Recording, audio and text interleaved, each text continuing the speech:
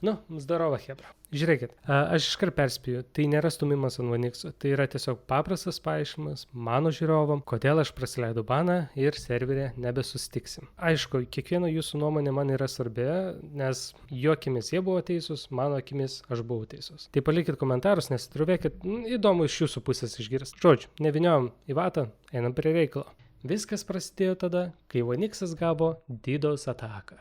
Arba jos nuhakino. Neskiriu. Tuo metu aš buvau serveryje, tai buvo, nežinau, apie 3-4 nakties, mūsų serveryje buvo nedaug, gal 19 tik žmonių ir šiaip visiems kirto skirtingai. Man asmeniškai buvo užjuodavęs ekranas, metė kažkokias šokančius, sakykim taip, kad pasaulinio karo legendas šokančias ir jo, šiek tiek įsigandau, nes ir įsijungė Chromas, pradėjo mėtyti į Discordą pakvietimus ir jau galvoju šakės, virusas. Tada iškart šokau į Vanixo chatą ir tai buvo, aš galiu pasakyti, 2 mėnesio 3 dieną. Tie, kurie esat dar vis serveriai ir matot istoriją, tai galite iškart pasižiūrėti. Tai buvo apie 3-4 nakties ir mes visi susiršėjom ir tokie what the hell, kas čia darosi, tarsi, visi persigandė, nes tai viskas po to persikėlė į mano naršyklę. Tai buvo gan keista, tarsi, kaip jie galėjo siūsti mums kažkokius pakvietimus. Gaila, aš tuo metu nefilmavau nieko, nes vėlgi policijos mieste nėra, ten, kad kažkas prisidirbtų ir panašiai, tiesiog nebuvo tolko man kažką filmuoti. Bet tuo tarpu chat'e pamačiau moderatorę, kuri sakė, kad yra nusifilmavus šitą visą situaciją. Čia matot įrodymą, aš parašiau jai ir, ji neatrašė dar man. Tai iš tikrųjų būtų vis tiek pamatyti įdomu tą visą situaciją, bet tiek to.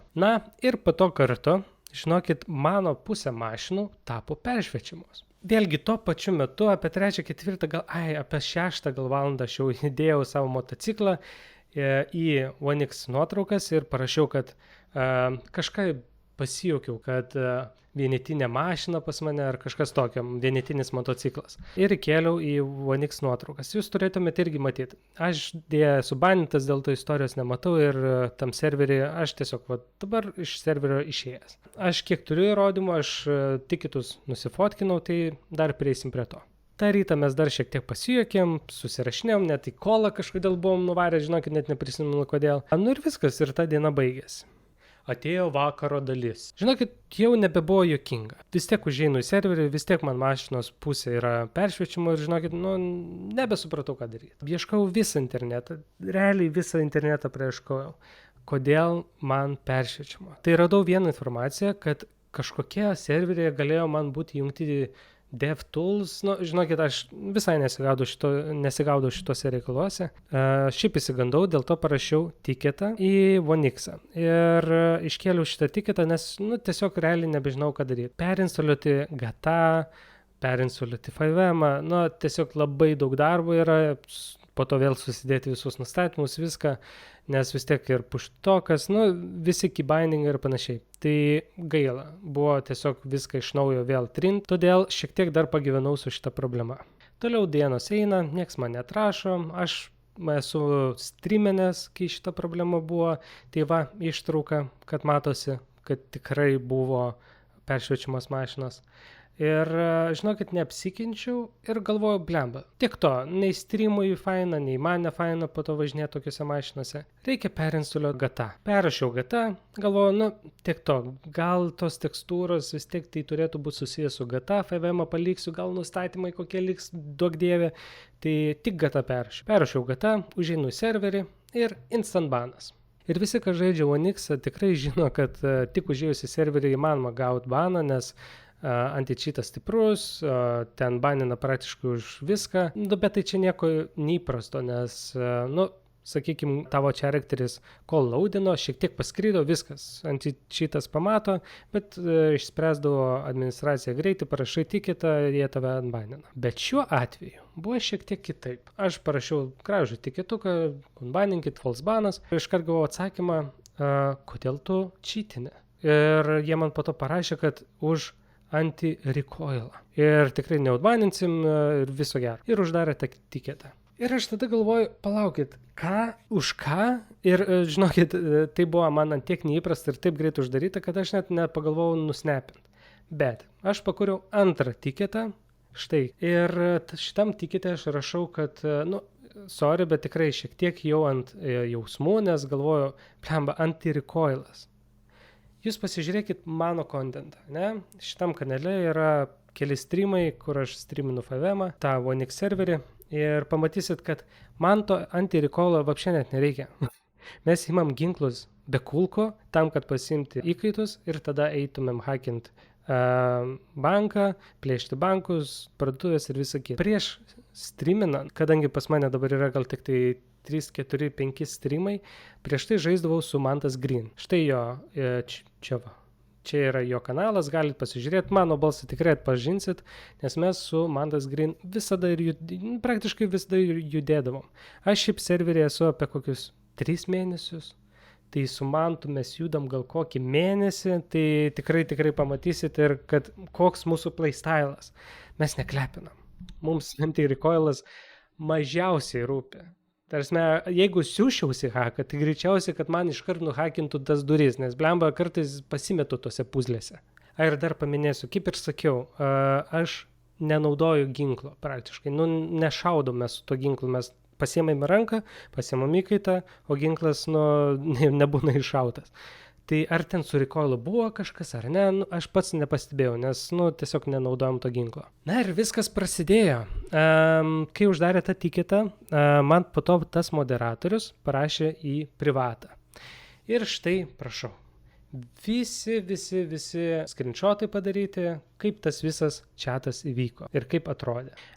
Aš jų vardus užblūrinsiu, tarsime, tikrai nereikia dabar jiems rašinėti, jeigu jūs manot, kad aš teisus, tikrai jiems nereikia rašyti tiek to. Aš tiesiog aiškinu savo žiūrovam. Jis man bando įpiršti mintį, kad aš turiu parodyti ir įrodyti, kokias programas naudoju ir kad kokį ten, žinai, anti-recoilą aš kaip supratau. O aš nesupratęs, iš pradžių dar rašau apie tas peršviečiamas mašinas, jis man rašo, kad apie anti-recoilą. Tarsime, man čia yra kažkoks briedas. Ir žinokit, aš sėdžiu ir galvoju, blema, kaip man jam įrodyti, kad aš nečytinu. Taip, dar aš piktas, tai dar ir tas dasidėjo žinutėse. Bet sakau, aš transparent visiškai prašau. Žiūrėkit, kas buvo parašyta. Aš ką turiu, tą parodo. Ilgai nelaikysiu, jūs galite sustabdyti video ir peržiūrėti tą visą chatą. Ir sutrumpinus visas šitas žinutės, ką aš jam bandau įrodyti, ne? Pirma, nesu nušovęs žmogaus. Taigi jis gali pasižiūrėti visą mano istoriją, ar aš esu nušovęs žmogų ar ne. Tai bent jau įrodytų, kam man reikia to recoilo. Tada antras. Galbūt jis nežinojo, kad DDoS ataka buvo. Dėl to aš jam vis bandau įrodyti, kad, žiūrėk, 3 dieną aš pakėliau tiketą dėl peršviečiamų mašinų. Ir dėl ko aš vis paminiu šitą dalyką, nes galvoju, žiūrėkit, tai nėra tekstūrų problema. Tai nėra, kad kelio ten nerodo ar ten kažką, ne? Tai yra peršviečiama mašina. Cheateriui, ne? Manau, kad labai geras dalykas, kad tu matai, pavyzdžiui, žmonės už mašinas, ne? Visai geras dalykas. Ir aš manau, kad tai buvo cheato dalis, ne, kuri buvo man įrašyta DDoS ar ten nuhakinimo metu ir niekas kitaip negali įrodyti. Trečias dalykas, ką aš noriu jam įrodyti, kad žiūrėtų mano turinį. Mano turinys visiškai nėra susijęs su klepinimu, su šaudimus ir panašiai. Pasiūliau ir Mantą Green, tarsime, pasižiūrėk, tarsime, kontentas visiškai nėra su to susiję. Logiškai pagalvojus, kad, blemba, gal man tikrai to nereikia. Ketvirtas dalykas, aš jam pasiūliau patikrinti bano logus, nes mano mintimis, koks anti-cheatas, jeigu nerašo tiksliai, dėl ko tu esi gavęs baną, ne, dėl kokios programos naudojamos, ne. Galima iš karto ir pasakyti penktą dalyką, aš jam sakau, pasiskambink man ir aš tau pašėrinsiu screeną, nes mano visas procesas įrodymo buvo toks. Aš screen sharinu, ne, tu mane unbanning. Tada kartu pasižiūrim, kad aš vis tiek gaunu baną, ne, reiškia, aš kažko neištryniau slaptai. Ir tuo metu screen sharinu ir tu žiūrėk į mano visus failus ir tarsi tu man nurodyk, kur tie cheatai gali būti, parodysiu viską. Tarsi aš visiškai šitoj situacijoje buvau visiškai transparent su jais. Visiškai peršviečiamas, galėjo jie daryti, ką nori ir siūlyti, įrodyti, bet man tiesiog reikėjo kažkokio patikslinimo, ko jie iš manęs iš tikrųjų nori. Na, bet su juo tiesiog nebuvo įmanoma susišnekėti. Ir, gerai, aš tik to jau su juo nebesusirašinėjau, aš pakėliau naują tiketą. Tiketą paprašiau, kad, normalesnis kažkoks žmogus apsimtų šitą tiketą, kuris galėtų patikrinti mano Steamą ar ten dar kažką, tarsi kažkokius, tiksliau pateikti situaciją, kurioje aš galėčiau įrodyti, nes aš visiškai atidaręs duris. Jūs norit, kad ir TeamViewerį atsidaryt ir visiškai kontroliuoti mano kompiuterį. Prašau, aš duodu visas teisės jums tai daryti. Na ir ką? Taip, rimtas Onyxo žmogus apsėmė mano tiketą ir galvoju, blemba. Dabar tikrai bus pagalba, logiškai sudėliosiu viską, jam parašysiu, kaip buvo, dar galbūt net daugiau detalių negu praeitą moderatoriui parašiau. Ir galvoju, blemba, tikrai padės. Čia, suprantat, serveriai tokių atakų labai retai gauna. O tai, kad po tokių atakų žmogui dar pareina kažkokias nesąmonės, mašinos ir panašiai, gan logiška, kad man galėjo būti ir su recoilu kažkokios problemos, ne?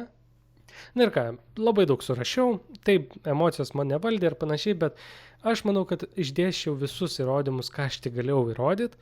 Ir dar jam rašiau tokį sakinį, sakau, žiūrėk, aš nuėjau į kitus serverius, pabandžiau užeiti ir pasižiūrėti, ar aš gaunu baną. Vienam serveriui, kitam serveriui nebuvo jokio bano. Tada galvoju, blemba, gal rimtai kažkas su recoilu yra.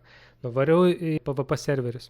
Ten, žinai, ištestavau recoilą, atrodo, normalus. Aš šiaip nežinau, kaip turėtų būti, bet aš kaip įsivaizduoju, kaip ir visose sesus ir panašiai, kad tu ten kaip lazeris į vieną tašką varai. Ne, kylo normaliai taikinukas, vaizdas drebėjo kaip šakės, žinai, ir galvoju, viskas atrodo normalu.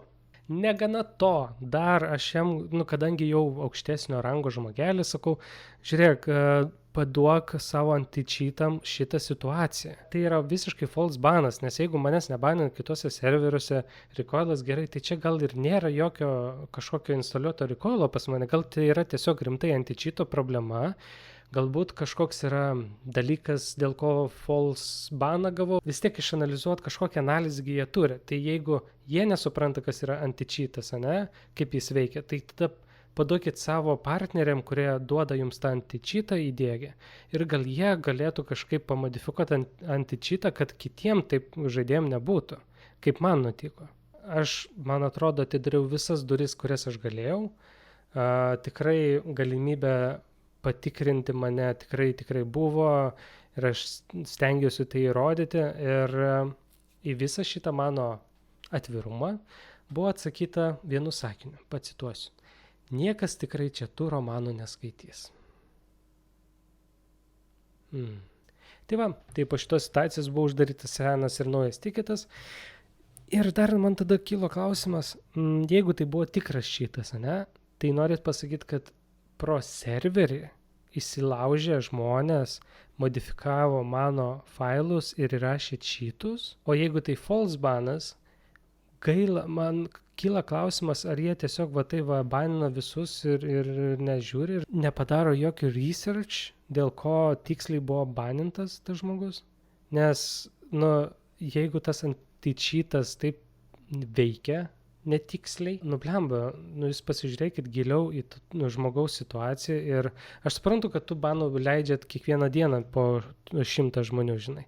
Bet jeigu matot, kad žmogus atkaklus, bando išaiškinti visą situaciją ir aprašo labai tvarkingai, kad jums neduoda atviras duris, imkit, pasižiūrėkit mano kompiuterį ir įsitikinsit, žinai. Tai jeigu taip vyksta, tai, dėja, buvau, reiškęs, tiesiog vienas iš tų greitų banų, kur, tu čiteri, viskas, viso gero. Tai va, tai nebesustiksim serveryje ir iš tikrųjų, jeigu kas žiūri, aš šiaip net buvo vienu momentu, kai streaminau, kažkas siūlė į serverį, kur ten gaučiau privilegijas ir visą kitą ir aš galvojau, gal ir visai faina būtų užauginti kokį serverį. Iš tikrųjų, aš tik realiai pradėjau streaminti, bet tik tokį jau šiek tiek ilgiau negu YouTube'ai ir aš supratau, kad man visai sekasi roleplaying, kurti kažkokias situacijas, tai jeigu turi pasiūlymų, kur prisijungti, taip, aš kaip benamis dabar. Kur prisijungti, tai tikrai siūlykit komentarus arba asmeninį žinutę parašykit. Darbinis laiškas prijungtas prie YouTube irgi veikia, tai galite ir ten parašyti su pasiūlymais. Tai ieškau naujų namų ir